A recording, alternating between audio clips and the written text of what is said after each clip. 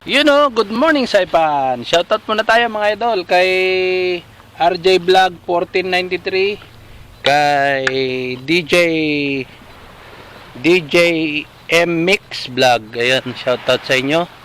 Kay Jompis on TV, kay Kabingwit Fishing TV. Yun, shoutout.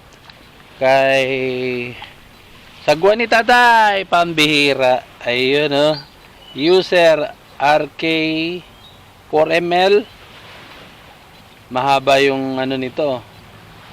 Tapos shoutout sa iyo sa kasi Das FYI TV, kay Delibagan TV, kay Yal Regulbay, shoutout.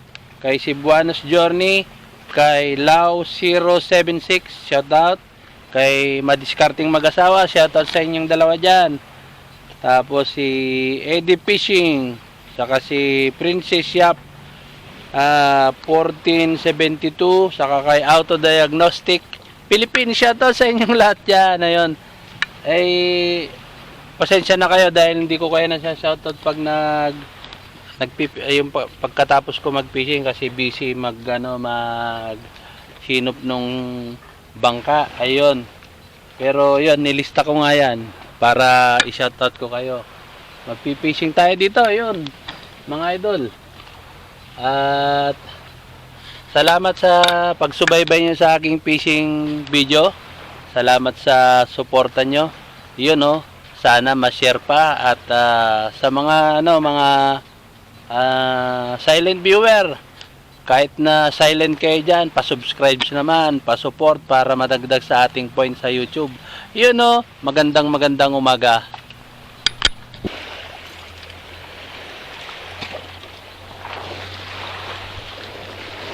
Yun mga idol, magta-try tayo dito. Try natin kung meron tayong mapapakagat. Ganda ng tubig, linaw. Kitang-kita mga malalaking isda dito. Yan, try natin. Sana all makahuli tayo mga idol.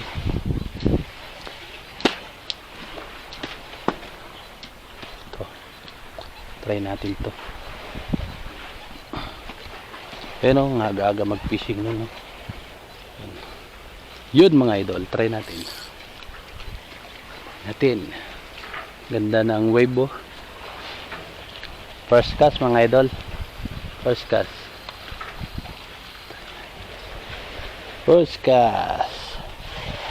Yun, baka sumabit tayo. Yun. Yan mga idol, first cast na tayo. Iyon mga idol, nakita nyo na ba yung pinakamalaking marlin sa buong mundo? Dito lang sa amin makikita yon. Yung blue marlin na pinakamalaki dito sa buong mundo. Mamaya papakita ko sa inyo mga idol. Ang laki talaga nun. Papakita ko mga idol para kung gusto nyo puntahan dito sa location namin, makita ng yung malapitan, madali lang mga idol. Pag napunta kayo dito sa Marianas Island. Ayan mga idol blue marlin. Ayan laki niyan Ayan, haba niyan. Napakabigat niyan. Yan ang pinakamalaking blue marlin dito sa buong mundo mga idol. Ayan kitang-kita yung pangalan niya blue marlin.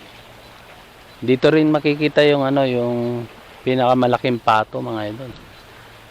Sa Pilipinas naman makikita yung pinakamalaking rabbit.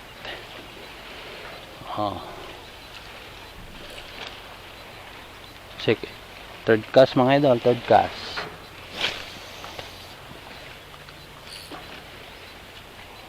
Try pa natin mga idol.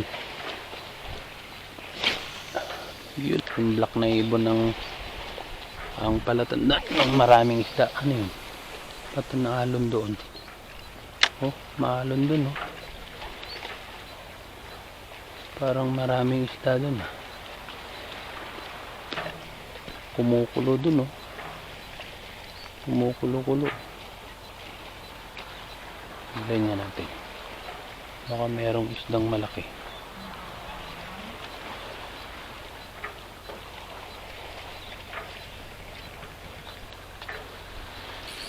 Wala pang isda mga idol maaga pa kasi. Minsan merong isda na maagang kumain, naggagala, meron, pero malimit, bihira silang umatake sa ganitong oras.